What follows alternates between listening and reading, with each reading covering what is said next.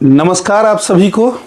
जैसा कि आप सभी को पता है कि भारत की जनगणना का कार्यक्रम पूरी तरह प्रारंभ हो चुका है और इस कड़ी में सभी लोगों ने प्रशिक्षण प्राप्त कर लिया होगा और आज से अपना कार्य भी प्रारंभ कर दिया होगा। वास्तव में कुछ ऐसा होता है कि जब हम प्रशिक्षण में कुछ बातों को सुनते हैं या कुछ समझते हैं, लेकिन जब उसको हम फील्ड में जाके ऑनलाइन मतलब उनको ऑन द स्पॉट देखते हैं तो समस्याएं कुछ अलग सी प्रतीत होती हैं। और ऐसा ही हुआ। आज बहुत से शिक्षक मित्रों का और बहुत से अपने जनों का कॉल आया कि सर प्रशिक्षण में और फील्ड में बड़ा ही कंट्रोवर्शियल स्थिति आ रही है। इस बात को ध्यान में रखते हुए मैंने सोचा कि क्यों ना इसके ऊपर एक ऐसा ही सिचुएशन के हिसाब से आने वाले स्थितियों को समाहित करते हुए एक छोटा सा वीडियो बना दिया जाए। तो आज की वीडियो में मैं आपको बस इतना बताऊंगा कि आप जब अपने HLB में जाएंगे तो HLB में आप किस प्रकार मकान का सूचीकरण करेंगे, किस प्रकार भवन की गणना करेंगे और किस प्रकार सेंसस हाउस यानी कि जनगणना मकान की गिनती आप करेंगे।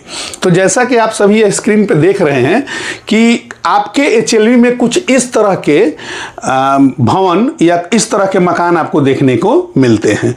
हम एक एक करके हम ये मान रहे हैं कि हमारा जो ये HLB है वो यहाँ से नॉर्थ वेस्ट से शुरू होता है और यहाँ हुआ साउथ ईस्ट पे जो होगा वो हमारा एंड हो जाएगा। इतना मान के हम चलते हैं कि हमारा ये फर्स्ट भवन है और ये हमारा जो होगा वो अंतिम भवन है। तो इसकी गिनती हम कैसे करेंगे, आइए शुरू करते हैं।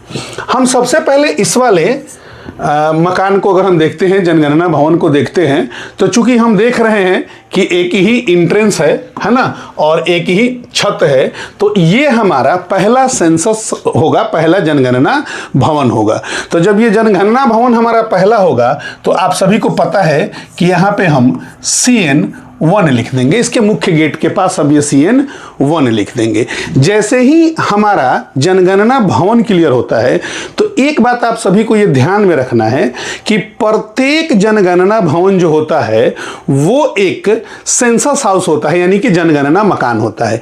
कम से कम एक जनगणना मकान तो होगा ही होगा। अब ये हम मानते हैं कि यह एक आवासीय परिसर है और इस आवासीय परिसर में एक ही परिवार का निवास है, यानी कि एक ही परिवार इसमें रहता है, तो इसको हम एक सेंसस हाउस के रूप में यहां ब्रैकेट में डिनोट कर देंगे। यानी यदि आप यहां पे ये देख रहे हैं कि CN1 और ब्रैकेट में 1 है, इसका मतलब कि यह जनगणना भवन 1 है और जनगणना भवन 1 होने के साथ साथ इसमें एक परिवार निवास करता है अगर यह आवासीय परिसर है तो। क्लियर है ये बात? आगे बढ़ेंगे और अब आते हैं हम इस घर के पास। यहाँ ध्यान रखना है कि जब हम एक जनगणना मकान यहाँ पे एक सेंसस हाउस बना दिए हैं तो सेंसस हाउस के लिए जो हम ऐप में नंबरिंग डिजाइन करते हैं वो नंबरिंग जो है वो 301 से शुरू होता है। तो यहाँ पे इसका नंबर जो हो जाएगा वो हो जाएगा 0001। ये ध्यान रखना है कि CN नंबर और ये जनगणना मकान नंबर प्रत्येक HLB के लिए यूनिक नंबर होता है, यानी यह दोबारा रिपीट नहीं होता है। आगे हम चलते हैं इस वाले के पास। तो हम ये देख रहे हैं कि कुछ जैसा कंडीशन यहाँ है वैसा ही कंडीशन यहाँ है। उस स्थिति में यहाँ पे हम सिमिलर CN2 कर देंगे और यहाँ भी एक ही परिवार का निवास है, तो एक ही परिवार के निवास होने की स्थिति में यहाँ भी हम ब्रैकेट में 1 ही कर देंगे।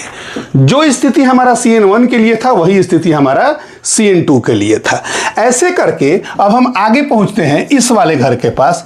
तो यहाँ पे हम देखते हैं कि एक अच्छा खासा घर बना हुआ है और यहाँ पे ये 2 फ्लोर का है। तो पहले तो हमारा CN चूंकि एक ही भवन में है तो यह हमारा CN जो होगा वो 3 हो जाएगा।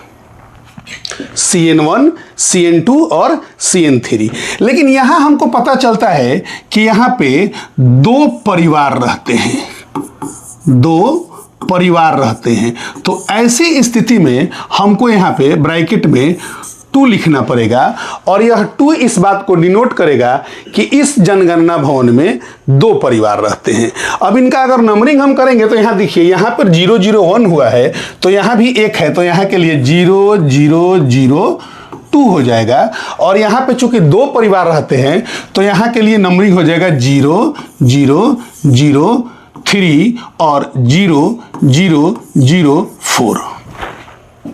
उम्मीद है यहाँ तक आप बातों को अच्छी तरह खूब अच्छे से समझ गए होंगे। आगे अब हम चलते हैं तो हम ये देख रहे हैं कि यहाँ पर यह कोई मंदिर है। तो जैसा कि आपको पता है, प्रशिक्षण में भी आपको बताया गया होगा कि आपके HLB के अंतर्गत आने वाली कोई भी अस्थायी संरचना जिसमें 4 दीवार और छत होता है उसको हम जनगणना भवन के रूप में चिन्हित करते हैं। तो चूंकि यह एक मंदिर है तो यहाँ भी इसको CN नंबर हमको देना होगा, और चूंकि हमारा CN 3 तक क्लियर हो चुका है तो यहाँ पे हो जाएगा हमारा CN 4 हो गया। अब चूंकि हमने आपसे ये कहा था कि जैसे ही आप किसी भवन को CN इंगित कर देते हैं तो वह एक जनगणना मकान यानी कि वह एक सेंसस हाउस हमारा बन जाता है, तो यह भी एक हमारा सेंसस हाउस होगा। और इस सेंसस हाउस का नंबर जो होगा, चूंकि 4 तक की काउंटिंग हमारी हो गई है तो ये काउंटिंग हमारा हो जाएगा 0 0 0 और ये 5। अब यहां तक का आंकड़ा अगर आप देखें तो हमने 4 भवन को काउंट किया है, लेकिन हमारा सेंसस हाउस कहां तक पहुंच गया है? 5 तक पहुंच गया है।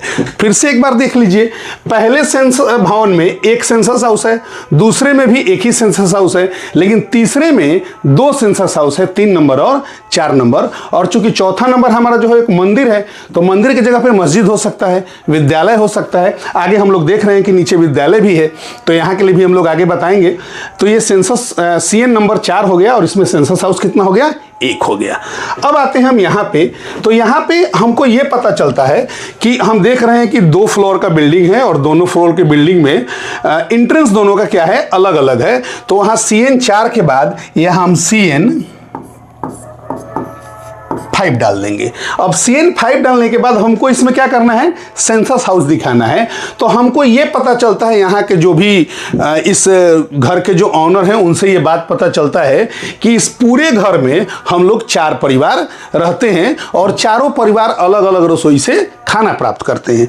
चूंकि चारों का रसोई अलग अलग है, चारों का मतलब परिवार एकदम डिवाइड के रूप में है, तो इस स्थिति में इसमें हम 4 सेंसस हाउस बना सकते हैं।